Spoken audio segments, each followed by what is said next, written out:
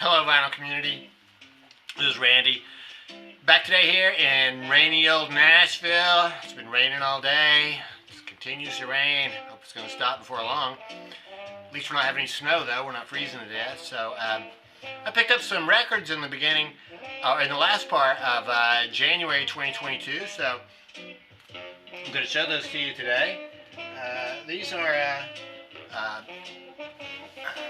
actually some newer records, I think, for the most part. These records I bought new, they were pretty recent records. So the first one I had to show you is Tommy Guerrero, Sunshine Radio.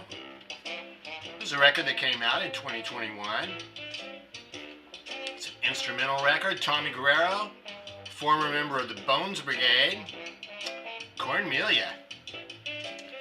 I know he's been making records since about 1997 or so, even though I recently just learned about that myself. And I think Tone Scott may have shown a Tommy Guerrero record.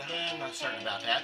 But it's fantastic music. I would compare it to Krongbeam, would be the closest thing I could think of to compare it to. It's described in Discogs as electronic, funk, soul, and I think they even called it jazz a little bit. So yeah, and they threw rock in there too. So yeah, it's all instrumental. It's Tommy Guerrero doing most of all the stuff in the studio himself.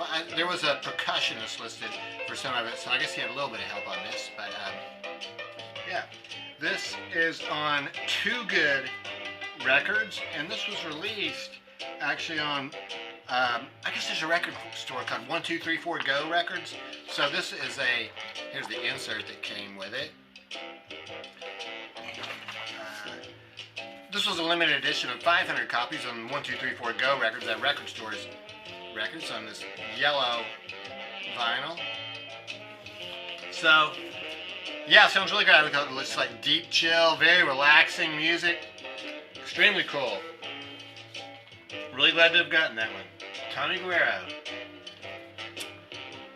The recent album that I got is Weakened Friends. This is a band from Portland, Maine. There's two girls and a guy. The guy is the drummer. Two girls playing bass and guitar. It's indie rock. I couldn't really think of anything else to call it. It's indie rock. It sounds really good. It's yeah, just rock and roll, pretty straightforward. The woman who does most of the singing has a very distinctive singing style, and she sort of uses the same approach in every song. So if you like her style of singing, you probably like this record a lot. If you don't like what she's doing, you probably wouldn't like this record too much, but I think it sounds really good. It's very enjoyable. This is on this, I think they called this peach colored vinyl, or a little bit of white mixed in with that too. This has the words are here on the inner sleeve. So Quitter is the name of this record, and I guess she's singing about she's trying to decide if she wants to keep on trying to make a living in the music industry, or is she going to be a quitter? So yeah, and that one is on Don Giovanni Records. My friend Gatefold 33, Dale, over there in England, showed this record. I'm pretty sure he showed it during the year, and then I think it was one of his top 20 records or top 10 records, or one of his favorite records for the end of the year. I'm not really sure about that. He might have shown it in a vinyl tag or something, but I know he's shown it a couple times, and it sounded really good both times, so I finally went ahead and pulled the trigger on this one. So Triptides is the name of the band. Alter Echoes is the name of the record. There's some information about it. As you can see, this is autographed by the band members. I did a little bit of research about this band. They've been around. Well, the one main guy, I guess, started making music in 2010 in Bloomington, Indiana. I think he was going to school there in Bloomington. But now he's moved out to California, so he has a regular band there now, a drummer and a bass player to work with him. And I think this one also falls into that indie rock category. It sounds kind of familiar at first, like the very first song when it starts, the very beginning of it, the first couple chords sounds like The Replacements. Favorite Thing, the song Favorite Thing by The Replacements, the way that song starts.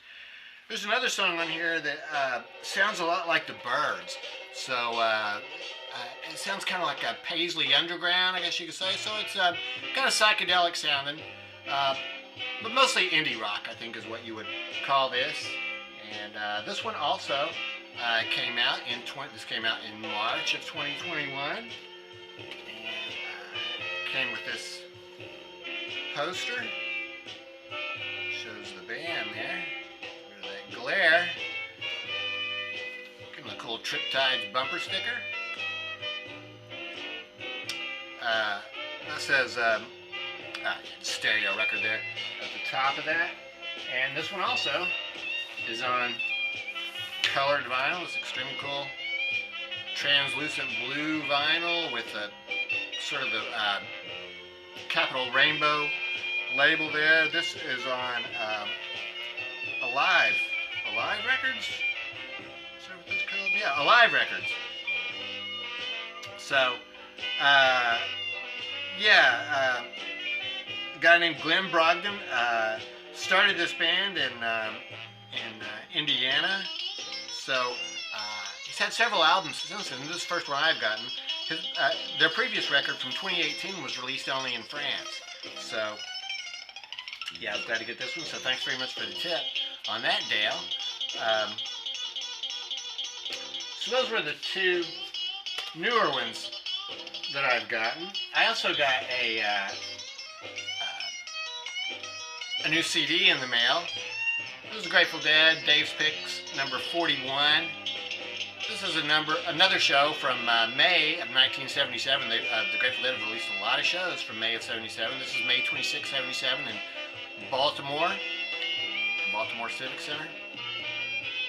So, 77 was a very strong year for the Grateful Dead, and they have, like I say, they've released quite a few. That's what the CDs look like. Quite a few shows from that month. So, this does not have Scarlet Begonias on it, and Fire on the Mountain,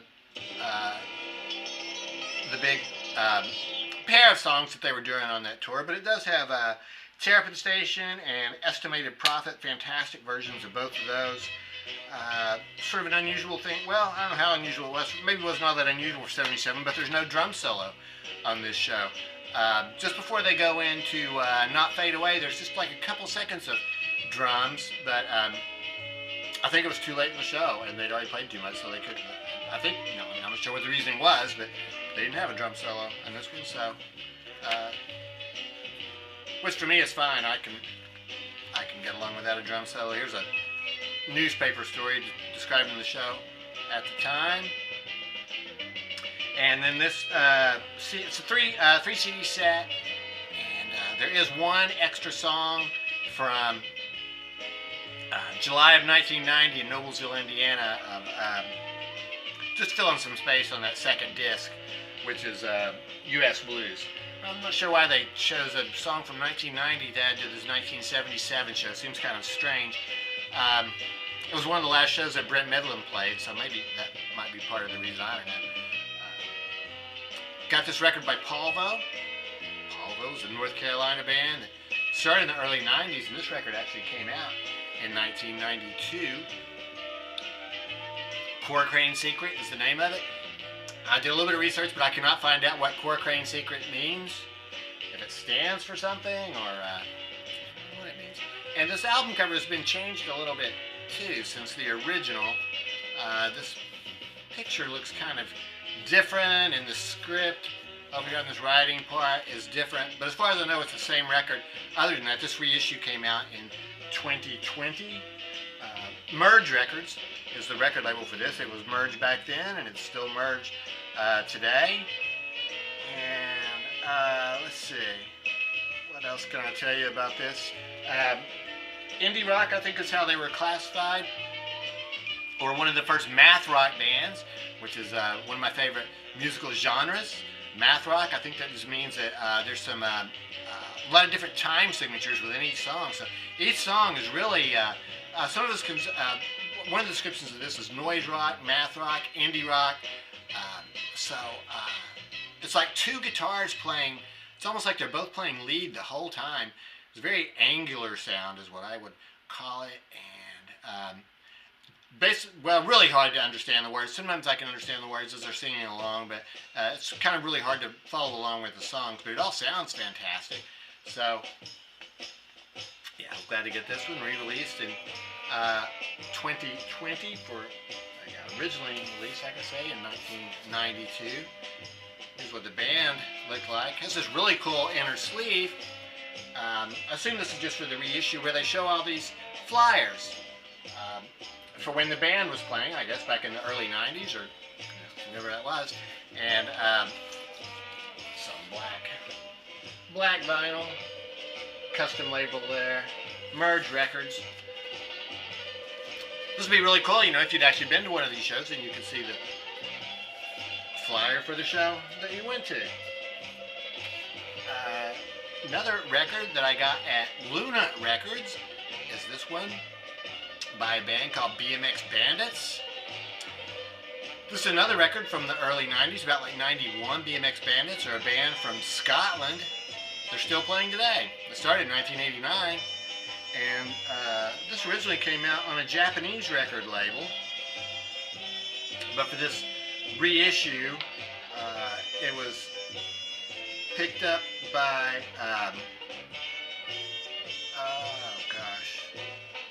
who did this? Vinyl Japan was the original label that did it.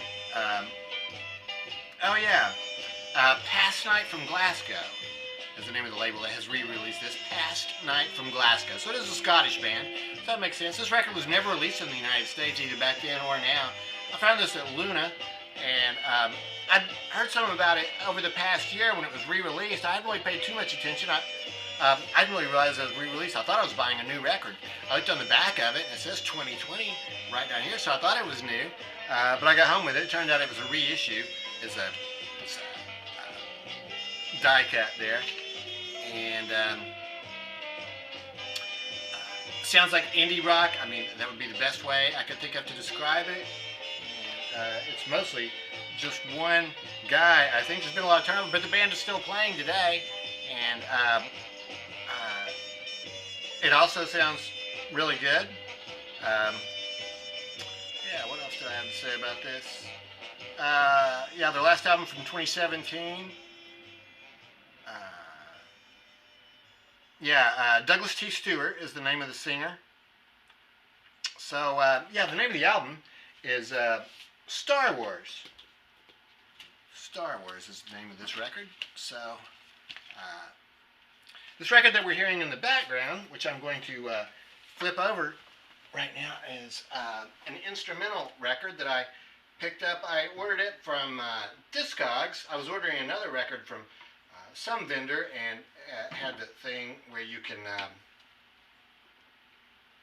where it suggests other records from those vendors. So this one looked really cool. I'll show you the cover here in just a second. It looked really cool, so I decided to go ahead and get it. So you can tell it's an instrumental record, and I'm not even sure what you would classify it as. It's not really jazz exactly, but it's I think it's some members of the Wrecking Crew, and also the name I saw in that description when I was ordering was Kurt Betcher, Boettcher, the guy from Millennium. So here's the record, Your Gang, which I guess is what they're calling this group. It's not really a group, though. I think these are just some studio musicians that got together and made this really, you can hear it. It's a very unusual record. I wouldn't really call it jazz at all. It's just kind of like show tunes, really. I think it almost sounds like soundtrack music. To me, this looked kind of like it could be something like Dirty Dozen or Kelly's Heroes, something like that. It shows all these people in these, or maybe Mad Max or something like that. Mad Max this came out in 1966. So there's some description of it here on the back, but it doesn't really give the players' names, and also in Discogs it doesn't tell their names. There's a couple of original songs on here. There's one that's written by Kurt Betcher called Tomorrow's Dreams, which is really excellent. So, The Daily Trip, that's what it says up here. It's supposed to look like a newspaper, I think. Some people might have looked at that, The Daily Trip, and think maybe it's psychedelic. It's not psychedelic at all. Well, you can hear what this sounds like. So, I think the song sounds extremely cool. Kind of like the Beatles. What's that Beatles song called? Flying, I think is the name of that song. So, so we're hearing that one. And that's on Mercury Records. And, yeah, just to wrap up Bmx Bandits, so there was that die-cut sleeve, and then the record itself is on this colored vinyl. So, oh yeah, the name of the record is Star Wars, which is a really cool song. In fact, it should have been a hit song. It goes, oh gosh, what is it he says in there?